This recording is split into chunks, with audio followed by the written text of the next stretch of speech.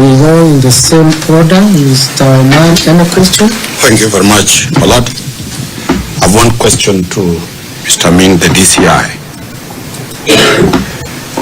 What can you comment on the allegations that some of the people were released? What is the procedure of release of anybody in police custody for the benefit of the court? Sorry? I'm asking the DCI. The petition says some of them were released.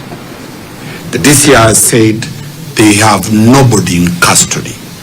So I wanted the DCI to enlighten us the procedure of somebody being released.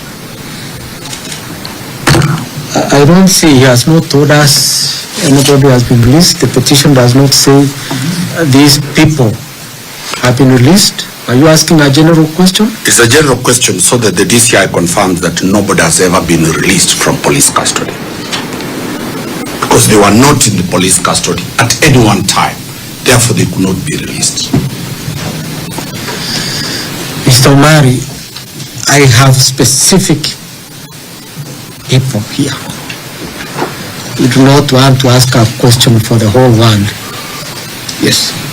I want us to remain here. Beyond here, no.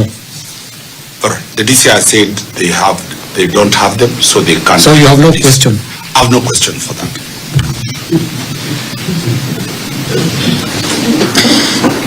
So we go to Mr.